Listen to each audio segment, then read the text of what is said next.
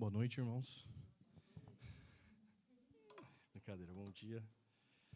É uma alegria a gente estar aqui mais uma vez, reunidos para louvar e engrandecer o nome do Senhor também e sermos edificados pela sua palavra. Amém? Nas últimas semanas, como os irmãos sabem, a gente tem caminhado aí pelo livro de Efésios. E se você tem acompanhado essa série de palavras desde o início, você já sabe que nós falamos sobre algumas coisas profundas, falamos sobre algumas coisas muito importantes, mas também falamos sobre algumas coisas polêmicas ao longo dessa série também. E nesse primeiro sermão que a gente teve, nós ouvimos que nós fomos eleitos antes da fundação do mundo. Paulo fala isso aqui no livro de Efésios. E que nós fomos redimidos pelo sangue de Cristo e que fomos selados pelo Espírito Santo também como uma garantia de uma herança que ainda está por vir e que nós ainda iremos desfrutar. Nós vimos também que a gente está debaixo de um trono que ele não está vazio. Ele está ocupado por Cristo. A gente viu que Cristo está reinando e que nada escapa do seu senhorio e da sua soberania. E a pergunta que nós refletimos na primeira semana foi: quem sou eu? Que é uma pergunta que a gente habitualmente faz na nossa vida. E a resposta dessa pergunta nós vimos que não fomos nós que escrevemos isso. Mas nesse texto de hoje, Paulo vai nos levar a uma outra reflexão, que é basicamente: você sabe o que você era antes, quando você não tinha Cristo? Às vezes a gente vem aqui e ouve sobre todas essas coisas, sobre predestinação, sobre a graça, sobre identidade e tantas outras coisas que a gente prega aqui. E a gente pode cair num erro perigoso na nossa caminhada de que a gente pode começar a ouvir essas verdades e muitas vezes sem perceber, a gente ir pouco a pouco suavizando o nosso passado, suavizando quem nós éramos antes de termos a Cristo. E o nosso primeiro pensamento nessa hora é pensar: ok, eu estava lá num caminho errado, ou eu estava perdido antes sem Cristo, ou eu precisava de uma mudança na minha vida. Como se a gente tivesse um GPS desconfigurado e que Cristo chegou na nossa vida e só colocou a gente na rota novamente. Mas não era isso.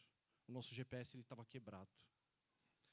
Mas como não é bem assim, porque Paulo diz algo aqui nesse texto que nós vamos ler hoje, algo muito mais pesado do que isso. Logo na abertura desse capítulo 2 que nós vamos ler, ele diz que nós estávamos mortos. E eu já quis trazer exatamente sobre o que nós vamos falar hoje, na introdução, para que a gente entenda e sinta de fato o peso de que isso significa na nossa história. Porque existe uma diferença enorme entre a gente estar perdido e a gente estar morto. São duas coisas diferentes. Quem está perdido ainda pode pedir ajuda. Quem está perdido ainda pode seguir alguma orientação. Ou quem está perdido ainda pode tomar uma decisão diferente na sua vida. Mas quem está morto não faz nada. Nada consegue fazer. Paulo, ele não escolhe essas palavras, a palavra em específico, morto, por acidente aqui nesse texto.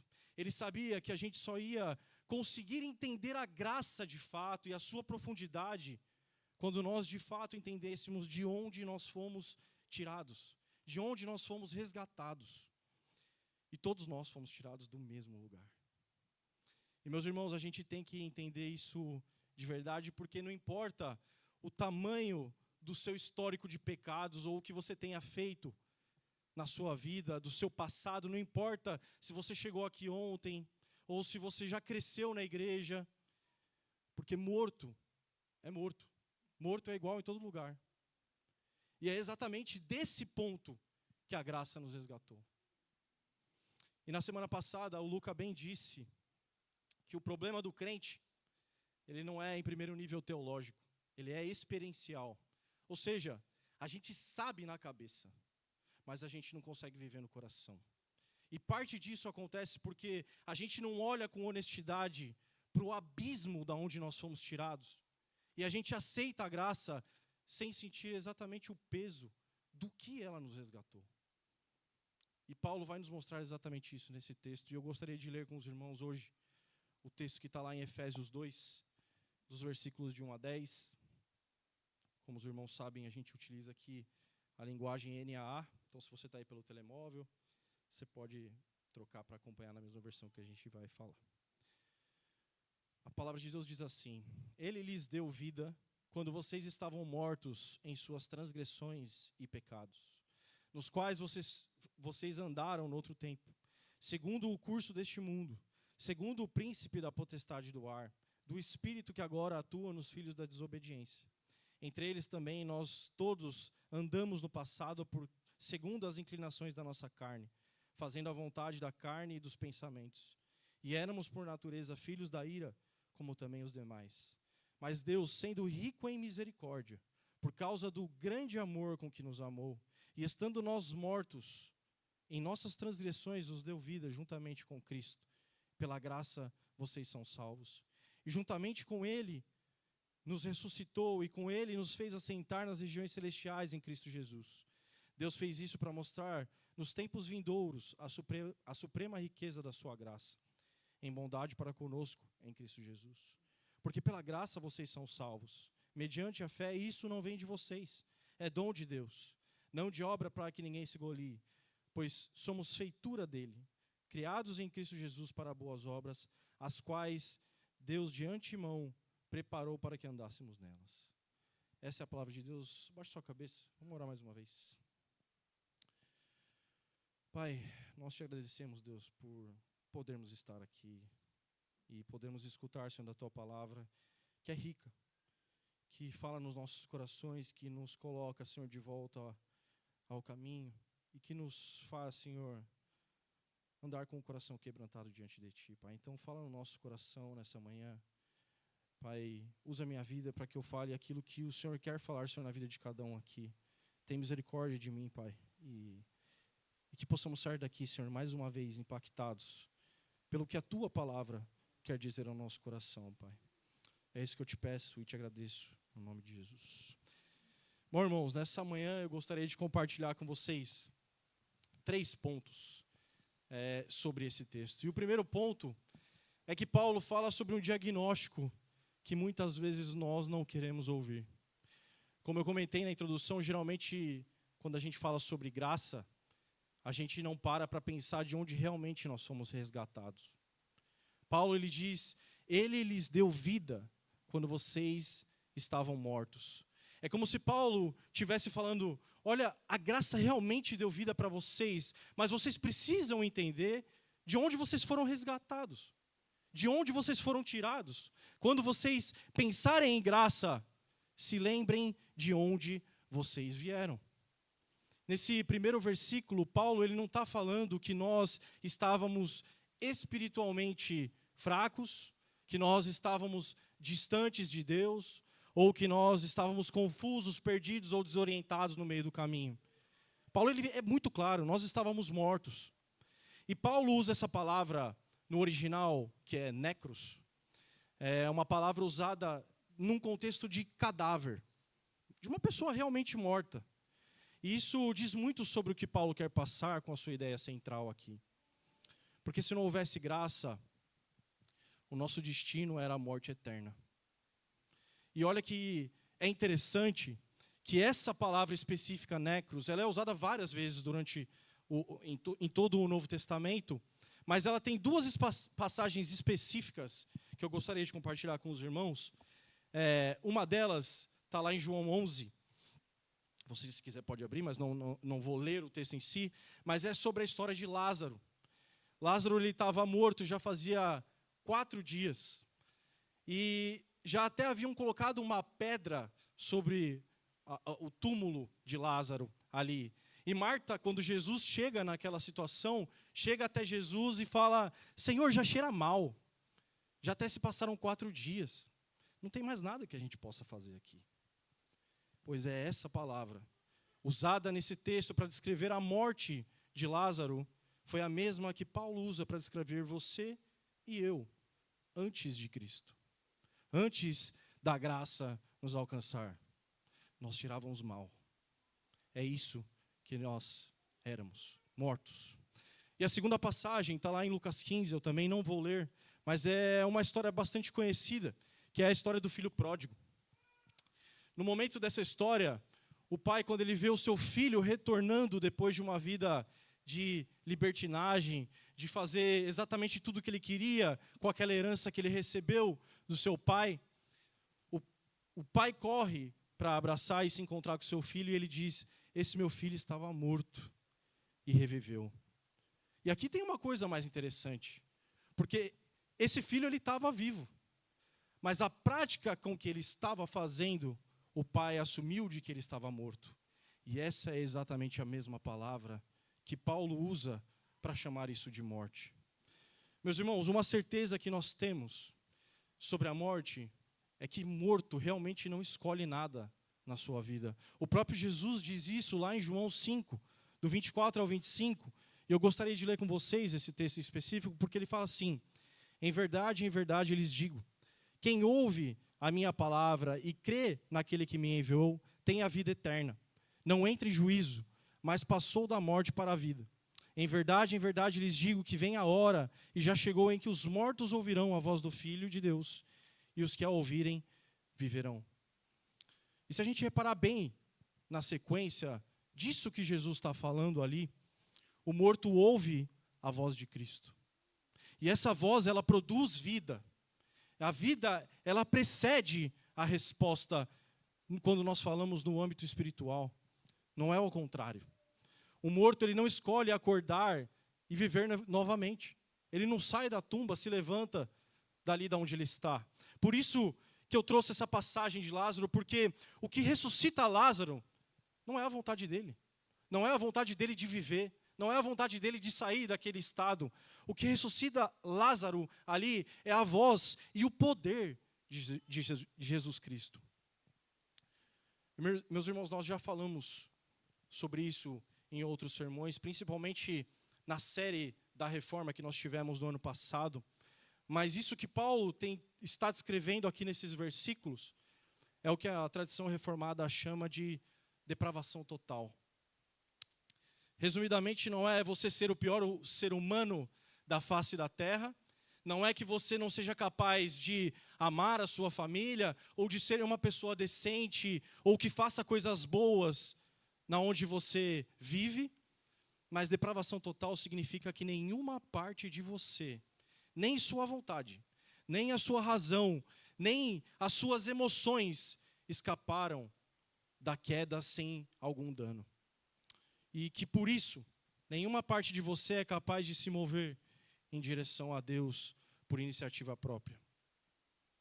Você não chegou a Deus porque você é mais sensível à voz de Deus, ou que você seja mais espiritual que os outros, ou porque você pecou muito menos do que o seu vizinho, por exemplo. Você chegou somente até aqui porque um dia a voz de Cristo te chamou e despertou dentro de você a vida. E nesse texto que Paulo fala para nós, a gente percebe três tipos, podemos dizer três dimensões de escravidão que Paulo mostra para a gente claramente nesse texto. E isso é exatamente o que a morte produz em nós. Nos versículos 2 e 3, ele identifica, como eu disse, essas três dimensões de escravidão que todo ser humano sem Cristo carrega. E a primeira escravidão é ao diabo. No texto, Paulo fala: segundo o príncipe da potestade do ar, do espírito que agora atua nos filhos da desobediência.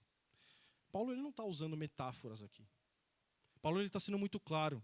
Mas a gente tem que sempre lembrar que essa carta ela é destinada a um público, ela é destinada a uma cidade específica, a uma igreja específica. E essa igreja em Éfeso, ela tinha um contexto que em cada esquina, basicamente, tinham pessoas vendendo coisas esotéricas, tinha pessoas fazendo ocultismo, mágicas em toda aquela cidade. Então eles sabiam, por experiência própria, o que exatamente Paulo estava querendo dizer quando ele escreveu essas coisas. E passando para o nosso contexto, obviamente eu não quero dizer aqui que todas as pessoas que estão fora da igreja estão possuídas pelo diabo. Não é isso, e nem é isso que Paulo está escrevendo aqui. Mas que as pessoas que estão sem Cristo, elas basicamente estão vivendo sob influência dele. Ainda que elas possam não saber que um diabo exista, ainda que elas possam não saber quem é o diabo e o que ele faz, ainda que elas possam rejeitar o diabo, mas enquanto elas estão fora de Cristo, elas caminham dentro desse território de desobediência. E a segunda escravidão que Paulo ele mostra nesse texto, ele fala, segundo o curso deste mundo. Essa escravidão é o mundo. Muitas vezes nós vemos que sem Cristo, as pessoas que estão lá fora são moldadas de acordo com a moda, de acordo com o que é popular nesse momento. Então, quando a gente está lá fora, os nossos valores, as nossas prioridades e os nossos desejos, eles vão totalmente contra Deus. A cultura, o ambiente, tudo ao nosso redor, a gente acaba considerando normal. E tudo isso formava quem nós éramos antes de Cristo, sem que muitas vezes nós percebêssemos que estávamos sendo enredados por isso. O mundo, meu irmão, não se engane, ele não precisa te oferecer absolutamente nada, porque simplesmente, pouco a pouco, ele vai nos engolindo e vai nos levando e querendo fazer com que a gente cada vez mais fique parecidos com o mundo. E é por isso que lá em Romanos 12, 2, Paulo vai dizer exatamente o oposto disso. Ele vai falar, não vos conformeis com esse século, mas transformai-vos pela renovação da vossa mente. E o que ele estava dizendo aqui, em Romanos, é, o mundo tem um molde. E se você não renovar a sua mente, você vai ser pressionado a entrar nesse molde do mundo. Mesmo depois que você se converter. E eu acho que aí fica até mais difícil, porque aí é uma luta constante. E isso não é só sobre quem você era antes de Cristo, mas isso fala com muita gente, até mesmo que está aqui hoje, que já é cristão, às vezes desde pequeno. Porque tem cristão que se converteu, mas nunca renovou a sua mente de verdade. Até trocou alguns comportamentos que eram mais escancarados, parou de fazer algumas práticas que eram explicitamente erradas, mas no fundo ainda pensa como o mundo pensa. Ainda define o sucesso como o mundo define.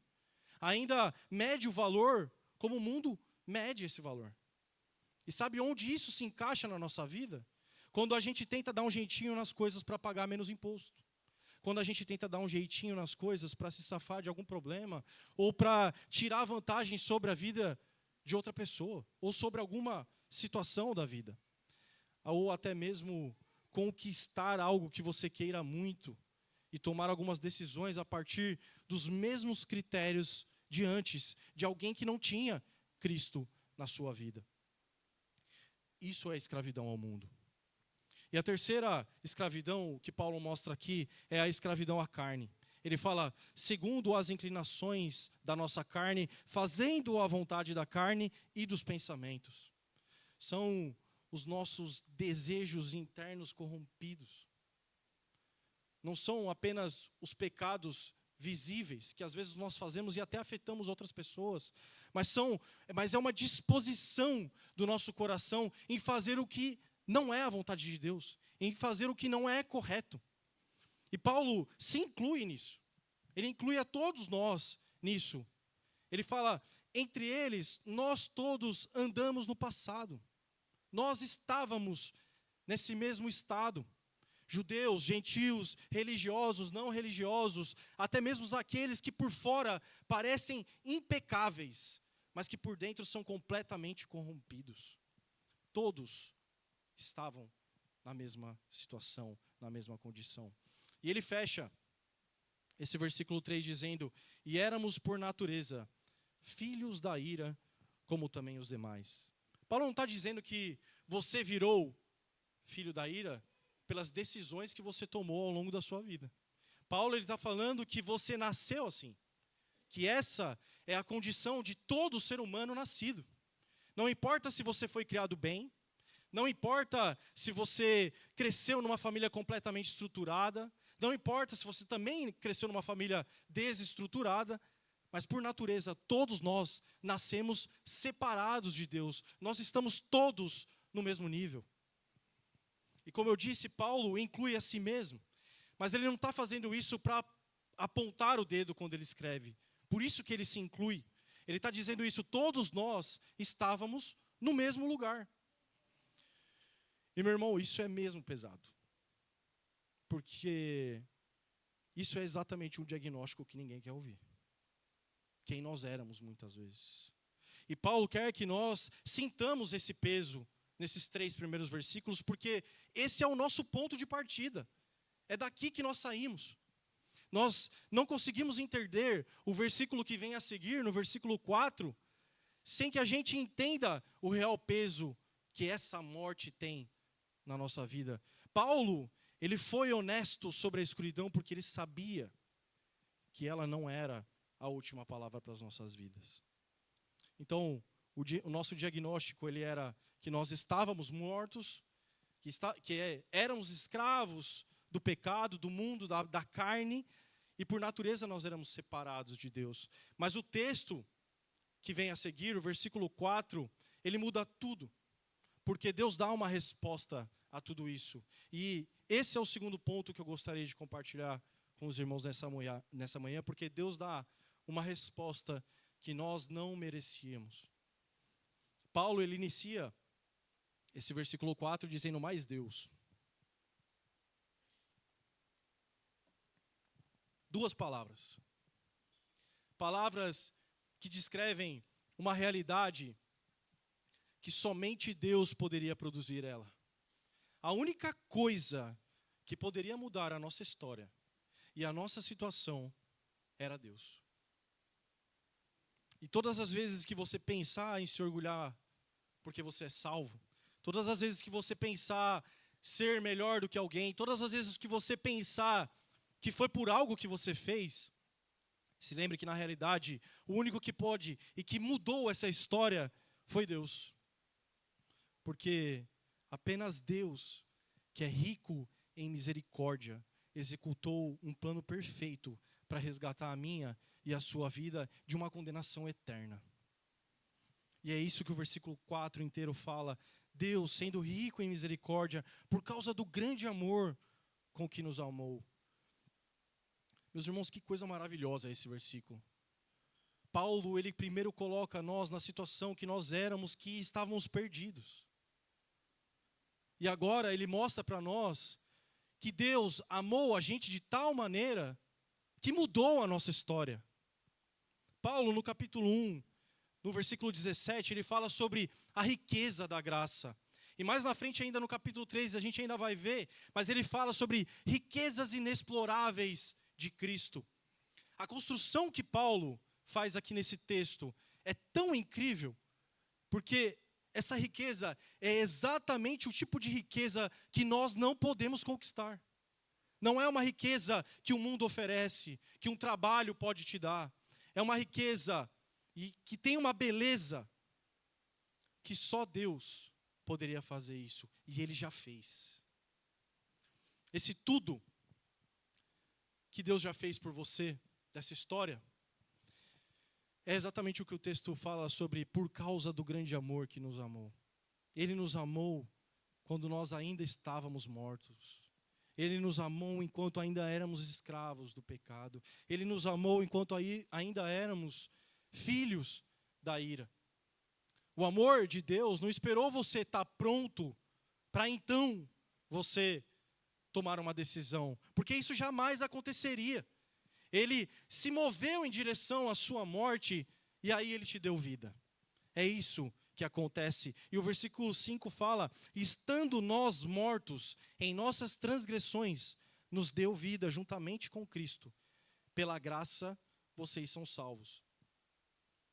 E meus irmãos, isso que Paulo fala aqui não é uma novidade para nós aqui. Pode ser, talvez, para algumas pessoas, mas no geral não, até porque na série passada, que nós estivemos em Gênesis 3, olhando sobre maturidade, nós vimos que Deus, o Criador de todas as coisas, pegou o pó da terra com as próprias mãos, formou Adão, soprou nele e deu vida ao homem. E foi exatamente isso que o pecado destruiu lá em Gênesis 3. A vida. Aquilo que Deus havia feito com as suas próprias mãos, o pecado destruiu. A vida eterna para a qual Adão ele foi chamado, pelo qual ele foi criado, foi quebrada exatamente naquele momento em que ele cai. E através disso, toda a humanidade nasceu morta espiritualmente. E é exatamente o que Paulo descreveu nos versículos de 1 a 3. Mas o mesmo Deus que soprou a vida em Adão, naquele pó, dessa vez ele não através de um sopro, mas através do sacrifício de Cristo, ele restaurou aquilo que foi quebrado lá em Adão. Ele restaurou a nossa vida espiritual. Ele restaurou o nosso relacionamento com Deus e o nosso destino eterno, de uma vez por todas. Paulo diz, nos deu vida juntamente com Cristo. E isso significa que tudo o que aconteceu a Cristo, aconteceu a você também. A morte dele foi a sua morte para o pecado. A ressurreição dele foi a sua nova vida. A exaltação de Cristo foi o seu lugar garantido diante dele. A vida que Adão perdeu, Cristo foi buscar, foi resgatar e nos deu novamente. E meus irmãos, é engraçado porque se nós aceitamos que Cristo criou do pó o homem num sopro, como é que a gente pode achar que a salvação depende de algo de nós? O mesmo Deus que criou as coisas do nada é o mesmo Deus que traz a vida aos mortos. Não existe mérito, não existe esforço no mundo que alcance, não é por decisão sua, é somente pela graça. E é o que Paulo fala, pela graça vocês são salvos. O versículo 5 e 6, eu vou repetir o versículo 5 e ler o versículo 6, ele fala, nos deu vida juntamente com Cristo, pela graça vocês são salvos. E juntamente com Ele nos ressuscitou, e com Ele nos fez assentar nas regiões celestiais em Cristo. Ele nos deu vida, Ele nos ressuscitou, Ele nos fez assentar. Todas essas três palavras, o texto nitidamente mostra que é juntamente com Cristo. Paulo está dizendo aqui que nós fomos incluídos nessa história. Nós fomos enxertados nessa história. E o destino dessa união é que nós fomos assentados nas regiões celestiais em Cristo Jesus. E agora, isso talvez você possa ter lido esse versículo alguma vez e ter gerado alguma dúvida na sua cabeça. Como é que eu posso estar assentado nas regiões celestiais se eu ainda estou aqui, vivendo com os meus problemas do meu cotidiano, do meu trabalho, com falhas, com limitações? Como é que isso acontece? A resposta é muito simples. Porque, embora a sua vida aqui ainda esteja sendo vivida com todos esses problemas, com tudo isso que você tem passado, a sua posição diante de Deus, ela já está definida. Pelo perdão dos seus pecados, você já é filho legítimo de Deus. Já tem um lugar garantido para você juntamente com Cristo na glória. E para você entender ainda mais fácil, mais claramente isso, é como quando um pai faz um testamento a favor do seu filho, e o filho ainda não recebeu essa herança. Mas ele ainda está crescendo, ele ainda vai provavelmente errar muito nessa vida, ele ainda vai aprender com os seus erros durante toda essa vida, mas a herança já tem o nome dele garantido lá. Ninguém pode tirar isso dele. Você ainda vive aqui, meu irmão, com todas essas limitações, mas Deus já garantiu o seu destino.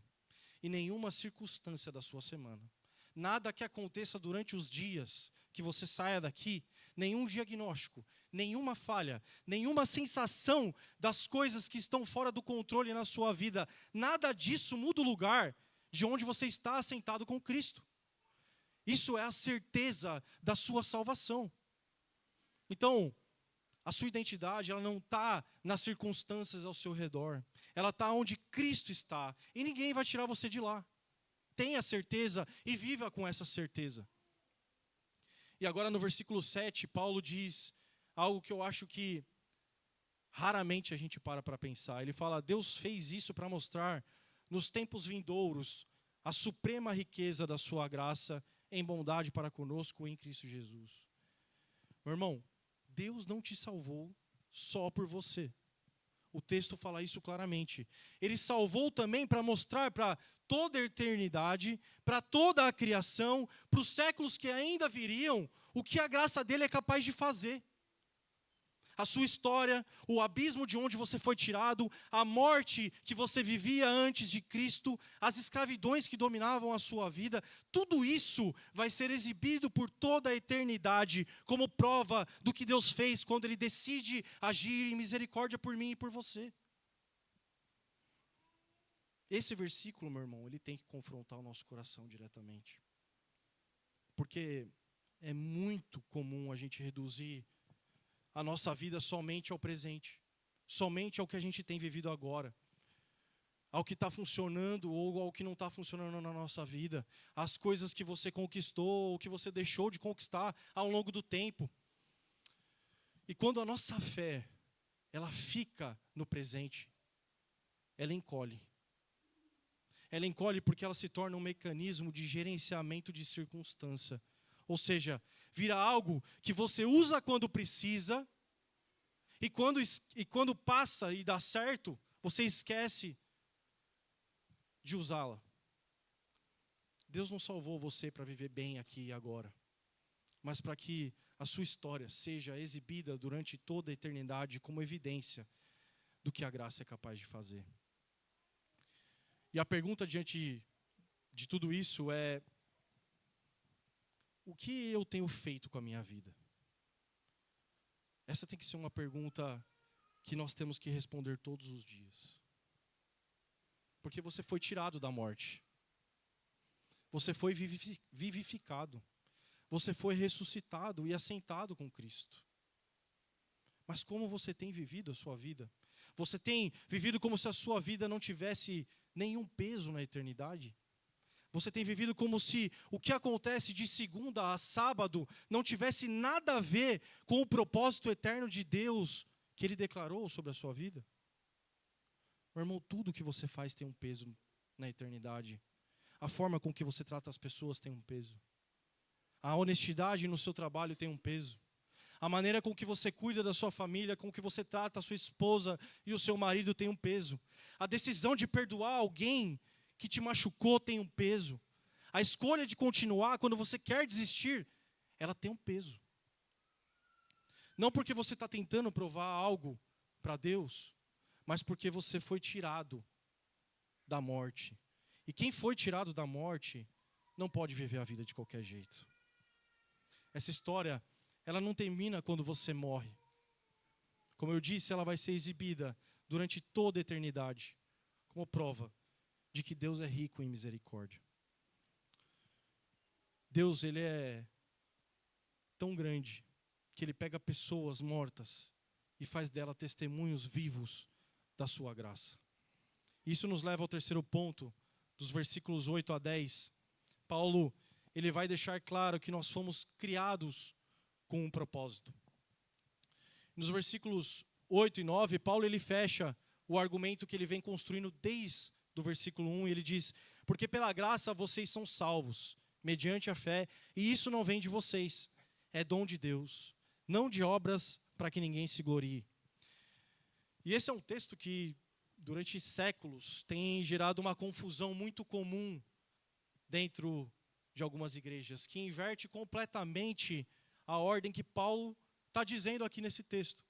Tem gente que vive a fé cristã mais ou menos assim: se eu fizer coisas boas o suficiente na minha vida, Deus vai me aceitar então. Ou se eu orar mais, se eu jejuar mais, se eu servir mais, então aí sim é que eu mereço a salvação. Vivem como se as obras viessem primeiro e a graça depois como uma recompensa das obras. Mas a coisa não é assim. Paulo destrói completamente essa ideia aqui nesse texto. Você não foi salvo porque você fez algo. Você foi salvo apesar de não ter feito nada. A graça não é recompensa. Paulo fala que a graça é dom. E quando Paulo diz aqui que a salvação é dom de Deus, ele não está falando de talento. Ele não está falando de alguém que nunca estudou um instrumento na vida, por exemplo, e toca muito bem. Não é isso que Paulo está falando, não é esse tipo de dom. Ele está falando de um presente. De algo que você recebe das mãos de outra pessoa, sem nem sequer ter pedido. Isso, por exemplo, você pode pegar um presente de aniversário. A pessoa, quando te dá um presente de aniversário, ela não te deve nada. Ela simplesmente te dá. Ela deu porque ela quis te dar algo. E tudo que você faz é simplesmente abrir a sua mão e pegar esse presente. Você só simplesmente recebe. E a salvação é assim. A salvação, ela é um presente. E ela é um presente porque Deus quis assim. Porque Deus quis te amar, como o próprio texto fala, antes mesmo de você ter nascido. E meus irmãos, esses 2 versículos são bastante conhecidos, mas muitas vezes a gente para só nesses 2 versículos.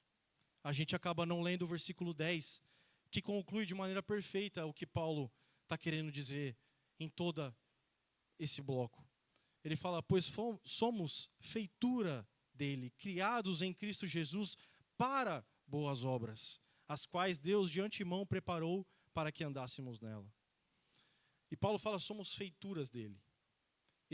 Essa palavra feituras, no original, ela, não vou falar aqui a palavra no original, porque eu não sei falar, mas ela significa obra-prima.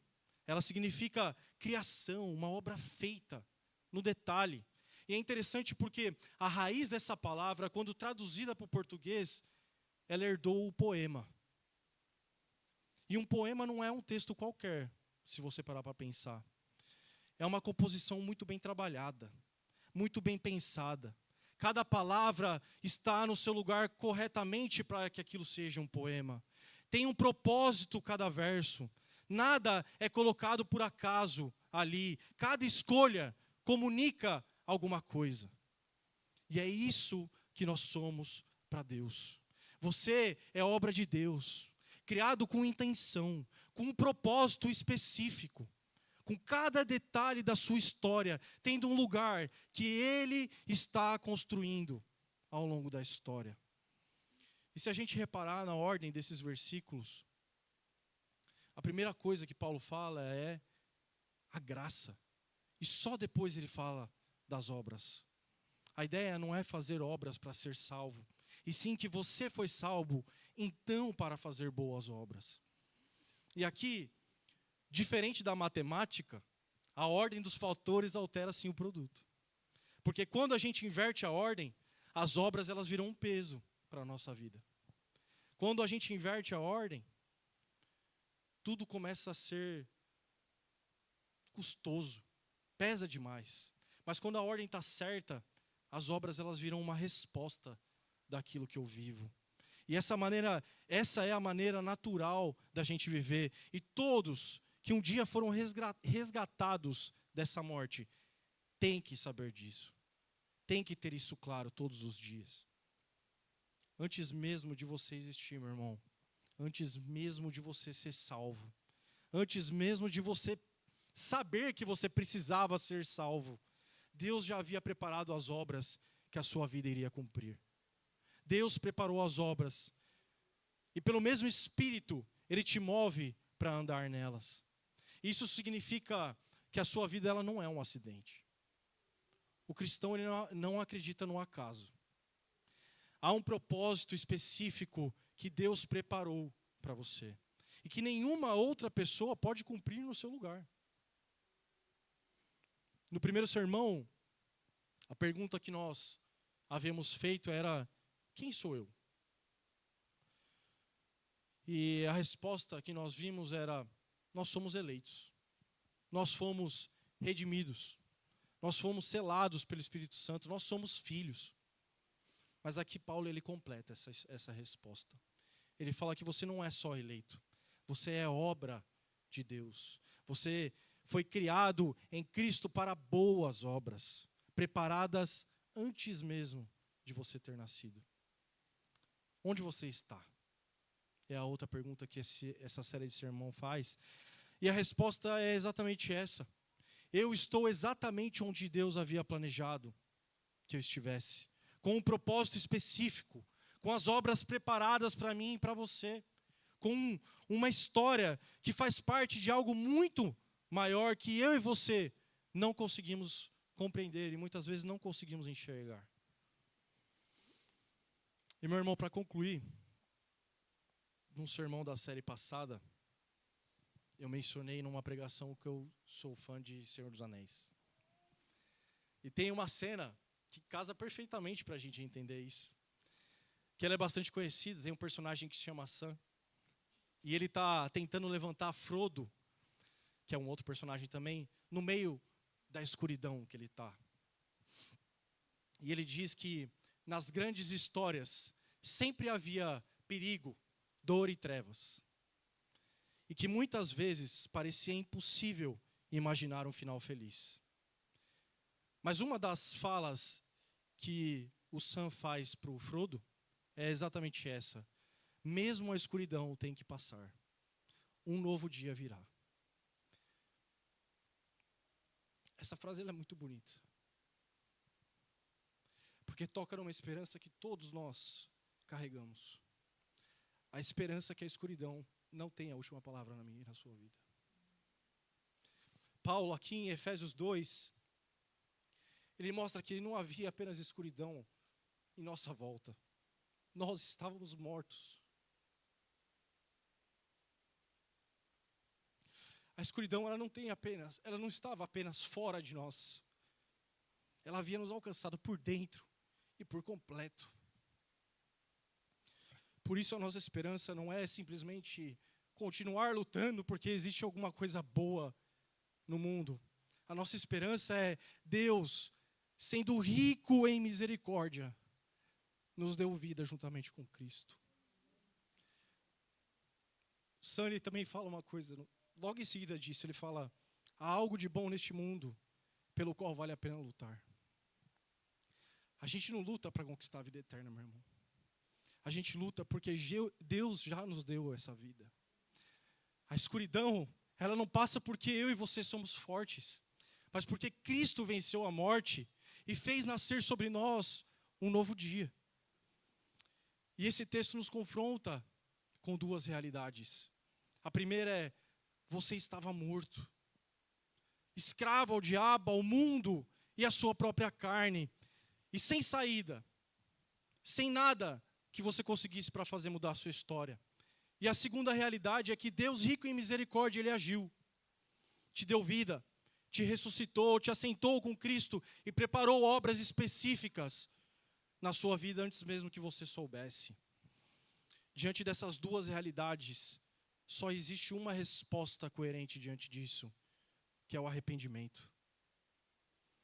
Não como um mero sentimento de culpa pelo que você já fez no seu passado, mas como um ponto de virada, como um momento de rendição diante de Deus, abandonando a ilusão de que você vive como o autor da sua própria história. Só assim você vai poder começar a viver como alguém que foi criado por Deus, para Deus, com um propósito eterno. Se você porventura está aqui hoje e ouviu essa palavra e nunca entregou a sua vida para Cristo, mas isso hoje fez sentido no seu coração, do seu lugar mesmo você pode orar e entregar a sua vida a Cristo, sabendo de que nada que você possa fazer, você alcançaria essa salvação. Tudo foi feito por Ele. E Ele já preparou isso no seu coração. Mas se você também já entregou a sua vida a Cristo, porventura há muitos anos atrás, ou recentemente, mas tem vivido de qualquer jeito, hoje também é um dia de arrependimento para você. Dobre o seu coração. Se volte para Cristo. Receba pela fé a vida que só Deus e Cristo Jesus, através do seu sacrifício, pode te dar. E ande nas obras que Ele preparou para mim e para você, meu irmão. Baixe sua cabeça, feche seu olho. Deus, obrigado, Senhor, pelo teu sacrifício ali naquela cruz, Pai. Obrigado, Deus, porque esse sacrifício nos traz uma vida que nós nunca iríamos alcançar, Pai. Sabemos, Senhor, que o fato de nós estarmos corrompidos, Pai, isso jamais iria nos levar até a Ti. E como a Tua palavra mesmo diz, que o Senhor nos amou. Obrigado, Senhor, por esse amor que um dia nos alcançou, Pai. Obrigado por um dia o Senhor ter nos escolhido. Nós não sabemos o que o Senhor viu em nós, mas nada de bom havia em nós. E cremos no Teu sacrifício ali naquela cruz.